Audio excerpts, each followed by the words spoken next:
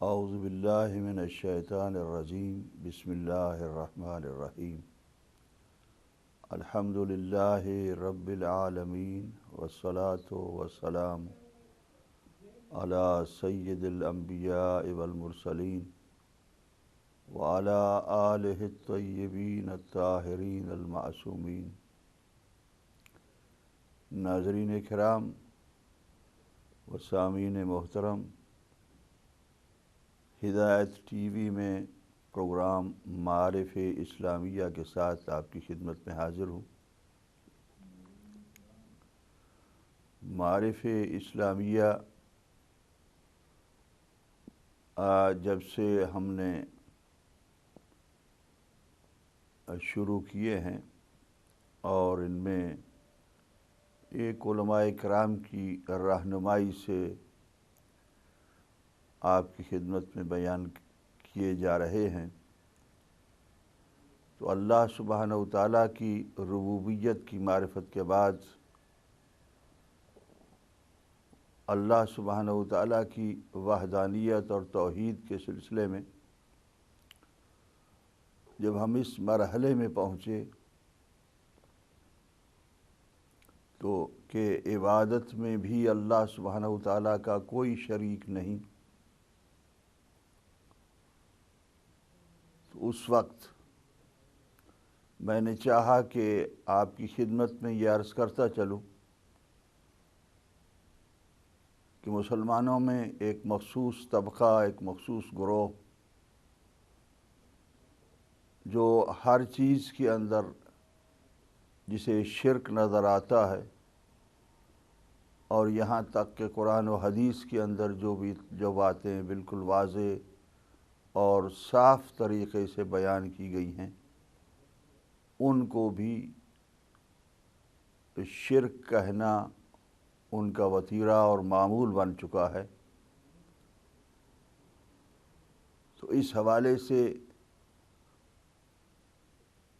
توسل اور شفاعت کو اسی موقع پر میں نے بیان کرنا موزوں اور مناسب سمجھا، اور پچھلے پروگرام میں توسل، وسیلہ اور شفاعت کے حوالے سے جو آپ کی خدمت میں عرض کیا گیا کہ کتنے وسیلے ہیں کہ جن وسیلوں سے ہم اللہ سبحانہ و تعالیٰ تک پہنچ سکتے ہیں، اور اب آج مجھے اس وسیلے کی آیت آپ کی خدمت میں عرض کرنا ہے کہ جو اللہ سبحانہ و تعالیٰ نے سورہ مائدہ کے اندر ارشاد فرمایا ہے، بسم اللہ الرحمن الرحیم، یا ایہا الذین آمنوا اتقوا اللہ وابتغوا الیہ الوسیلہ وجاہدوا فی سبیلہ لعلکم تفلحون۔ ایمان والوں کو خطاب ہے کہ اے ایمان والو، اتقوا اللہ،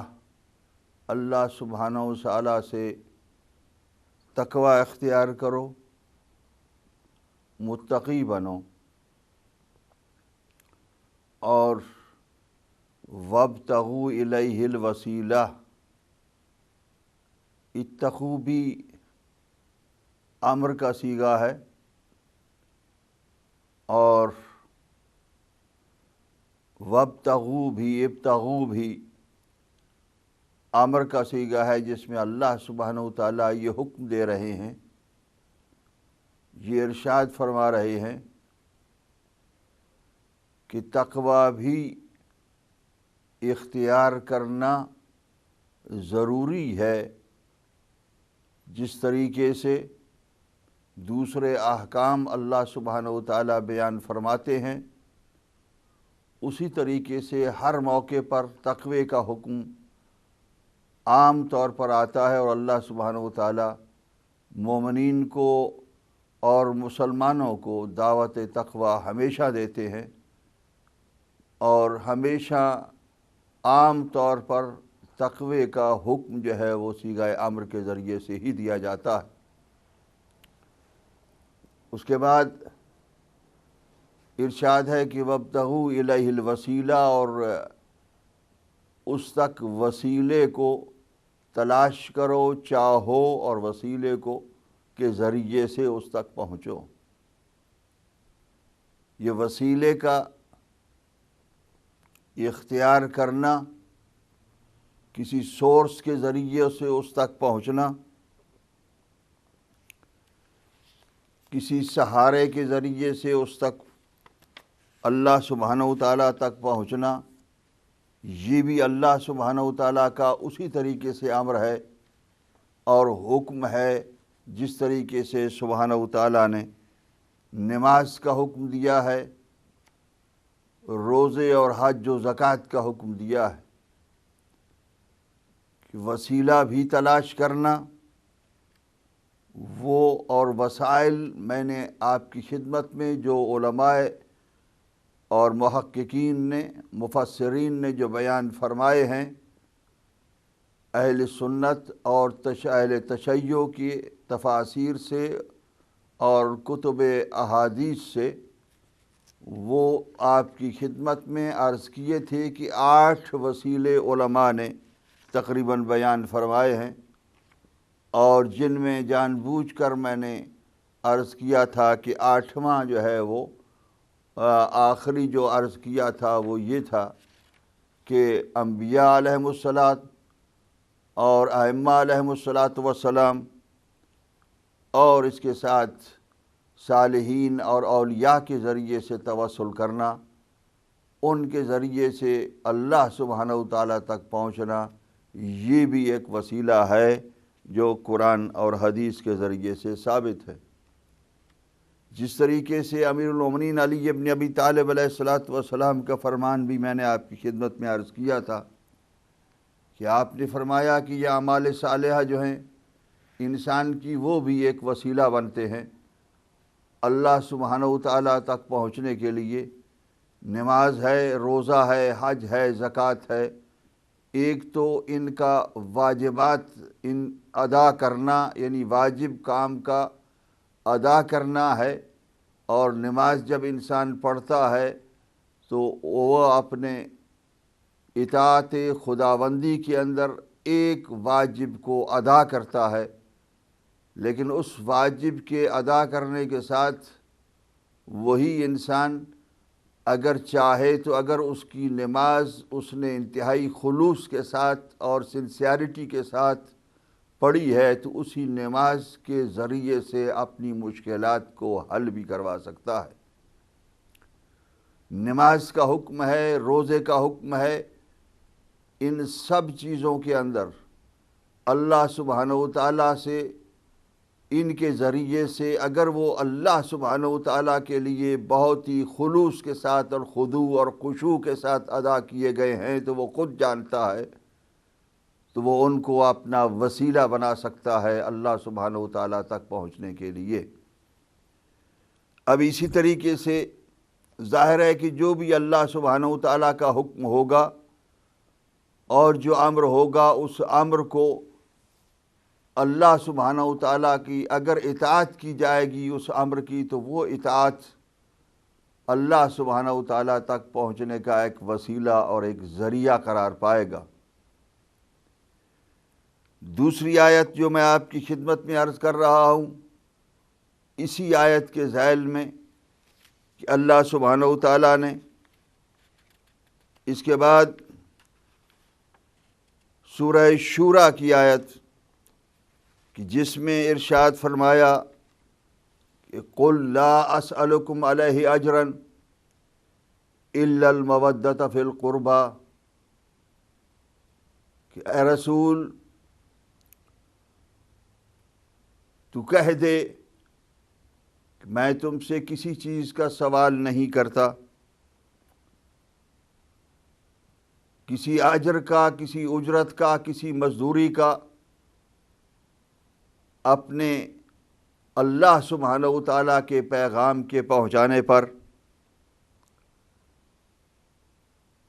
مگر یہ کہ تم میرے آل سے، میرے مودت اللہ میرے قربا سے اور میرے قریبیوں سے مودت کرو۔ اب اس سلسلے میں مفسرین نے جہاں تک بھی آپ دیکھیں گے یہ ارشاد فرمایا ہے کہ یہ اہل بیت اطہار علیہم الصلاۃ والسلام کی محبت کا فرض ہے اور واجب ہے کہ جو اللہ سبحانہ و تعالیٰ نے اپنے پیارے حبیب کے ذریعے سے پیارے حبیب کی سرور کائنات حضرت محمد مصطفیٰ صلی اللہ علیہ وآلہ وسلم کی امت پر واجب قرار دیا۔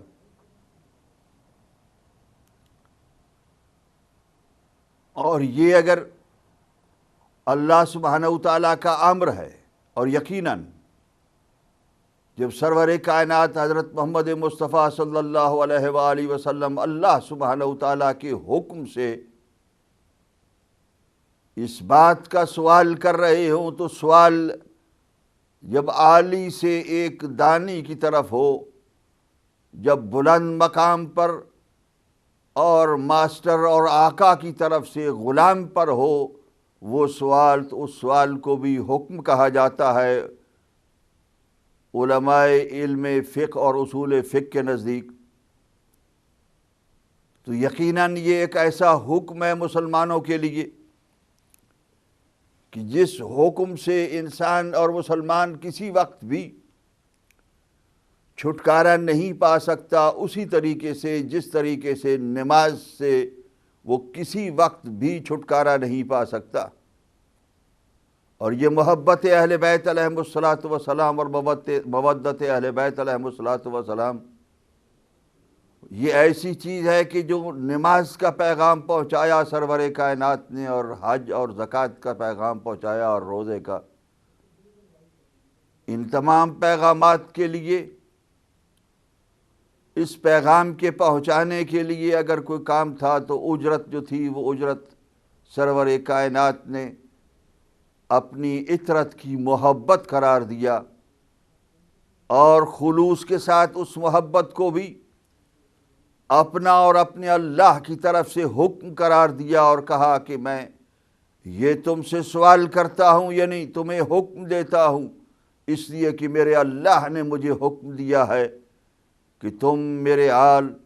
میرے اطرت، میرے قریبیوں کے ساتھ محبت کرنا۔ ظاہر ہے کہ اس محبت کے ہوتے ہوئے جو نماز ہوگی تو وہی نماز قبولیت کے درجے پر پہنچے گی۔ وہ اس لیے کہ اس تبلیغ رسالت کا اجرت جو ہے، اس کی اجرت جو ہے وہ نماز کی اور روزے کی اور حج کی، وہی مودت اور محبت اہل بیت علیہم الصلاۃ والسلام ہے۔ اور جب کسی شخص نے بھی نماز تو پڑھی اور اجرت نماز نہیں ادا کی تو ظاہر ہے کہ اس کی نماز ادا نہیں ہوگی۔ اس طریقے سے اگر اس کو واجب نہ مانتے مسلمان، اور شاید یہی وجہ ہے کہ مسلمانوں میں سے ایک خاص گروہ نے جو خاص قسم کی عداوت رکھتا ہے آل محمد علیہ الصلاۃ والسلام کے ساتھ، اس نے اس توسل اور وسیلے کا انکار کیا ہے، یہاں تک کہ حضرت محمد مصطفیٰ صلی اللہ علیہ وآلہ وسلم کو وہی وسیلہ بنانے سے انکار کیا ہے، تاکہ اس طریقے سے یہ مودت اہل بیت، یعنی اگر کوئی شخص نماز پڑھ رہا ہے تو وہ اس کا وسیلہ ہے، اگر کوئی شخص محبت کر رہا ہے تو وہ اس کا وسیلہ ہے، یعنی اہل بیت علیہم الصلاۃ والسلام کی ذات اور شخصیات اس سے بلند ہیں، صرف محبت کرنا وہ اس شخص کا وسیلہ بن جاتا ہے۔ جس طریقے سے نماز پڑھنا اور اس نماز کی صحیح ادائیگی، لیکن نماز جس طریقے سے خضوع اور خشوع کے ساتھ ہوگی تو تب وسیلہ بن سکے گی، اسی طریقے سے اگر محبت بھی پورے خلوص کے ساتھ اور پوری سنسیئرٹی کے ساتھ ہوگی تو وہ محبت اس انسان اور مسلمان اور مومن کے لیے، اس کے لیے وہ وسیلہ بن سکے گی، ورنہ وہ محبت اور وہ مودت کبھی بھی اس کا وسیلہ نہیں بن سکے گی۔ یہی وجہ ہے کہ اللہ سبحانہ وتعالیٰ نے جب یہ ارشاد فرمایا تو اس کے بعد دوسرے موقع پر سرور کائنات حضرت محمد مصطفیٰ صلی اللہ علیہ وآلہ وسلم سے پھر حکم ہوا کہ قل ما اسألکم علیہ من اجر الا من شاء ان یتخذ الی ربہ سبیلا، کہ اے میرے رسول کہہ دے ان لوگوں کو کہ میں تم سے جو سوال کر رہا ہوں اجر کا اور اجر رسالت کا، یا اپنے تبلیغات کے کاموں پر تم سے اجرت مانگ رہا ہوں، تو میں اجرت جو مانگ رہا ہوں وہ نہیں مانگ رہا مگر اس شخص کے لیے کہ جو شخص اللہ کے سبحانہ وتعالیٰ کی طرف راستہ چاہتا ہے، جو اللہ سبحانہ وتعالیٰ کی طرف ایک سبیل چاہتا ہے، جو سبیل کے ذریعے سے اللہ سبحانہ وتعالیٰ تک پہنچنا چاہتا ہے، تو یقیناً اللہ سبحانہ وتعالیٰ کے لیے وہ راستہ اگر تم لینا چاہو گے تو اس راستے کو اللہ سبحانہ وتعالیٰ کے سرور کائنات حضرت محمد مصطفیٰ نے اپنے رب کے حکم سے اپنی امت کو بتا دیا کہ یہ ہے راستہ اللہ سبحانہ وتعالیٰ تک پہنچنے کے لیے، اور اگر تم نہیں چاہتے تو یقیناً یہ تمہارے لیے نہیں ہے، جو چاہتے ہیں اللہ تک پہنچنا ان کے لیے ہے، جو آل محمد علیہ الصلوۃ والسلام کے ذریعے اللہ سبحانہ وتعالیٰ تک پہنچنا چاہتے ہیں ان کے ذریعے سے، اور اللہ سبحانہ وتعالیٰ کے قریب ہونے کے لیے جو آل محمد کو وسیلہ بنانا چاہتے ہیں ان کے لیے یہ وسیلہ میں بنا رہا ہوں، جو نہیں چاہتے ان کے لیے قطعاً میں نہیں بنا رہا۔ قل ما سألتکم، ایک اور آیت ہے سورہ سبا کے اندر، قل ما سألتکم من اجر فہو لکم ان اجری الا علی اللہ، جو میں نے تم سے اجر مانگا ہے وہ تمہارے لیے ہے، اس لیے کہ میری رسالت کا اجر نہیں ہے، یہ تمہارے فائدے کے لیے، جس طریقے سے نماز تمہارے لیے ہے، روزہ تمہارے لیے ہے، حج و زکوٰۃ تمہارے لیے ہے، یہ فرض بھی یہ تمہارے لیے فرض کیا گیا ہے، یہ میری رسالت کی اجرت نہیں ہے، میری تبلیغات کی اجرت نہیں ہے، اس لیے کہ میرے تبلیغات کی اجرت جو ہے وہ اللہ سبحانہ وتعالیٰ کے اوپر ہے، اور یہی اللہ سبحانہ وتعالیٰ اور رسول اعظم واضح کرنا چاہتے تھے کہ اگر کوئی بھی چیز اللہ سبحانہ وتعالیٰ تک پہنچانے کے لیے وسیلہ بن سکتی ہے تو پھر آل محمد علیہ الصلوۃ والسلام سرور کائنات حضرت محمد مصطفیٰ صلی اللہ علیہ وآلہ وسلم کے ساتھ ایک بہترین وسیلہ ہیں، اس سے بڑھ کر کوئی وسیلہ نہیں ہو سکتا جو اللہ سبحانہ وتعالیٰ کے قریب کرے، جو اللہ سبحانہ وتعالیٰ کے قریب پہنچان دے، اور جو اللہ سبحانہ وتعالیٰ کے قریب پہنچانے کے لیے اللہ سبحانہ وتعالیٰ سے جب مانگنا چاہے کوئی شخص کہ مجھے اس کے قریب جانا ہے تو سرور کائنات نے اس کے لیے یہ راستہ چھوڑا ہے، یہ راستہ بیان فرما دیا ہے اللہ سبحانہ وتعالیٰ کے حکم سے۔ اللہ ہمیں توفیق عطا فرمائے اس وسیلے سے فائدہ اٹھانے کا اور استفادہ کرنے کا، تاکہ ہم اللہ کے اپنے اعمال کے ساتھ ساتھ اس وسیلے کے ذریعے سے اور زیادہ قریب ہو جائیں۔ مجھے ایک وقفے کے لیے کہا جا رہا ہے، وقفے کے بعد انشاءاللہ دوبارہ آپ کی خدمت میں حاضر ہوتا ہوں۔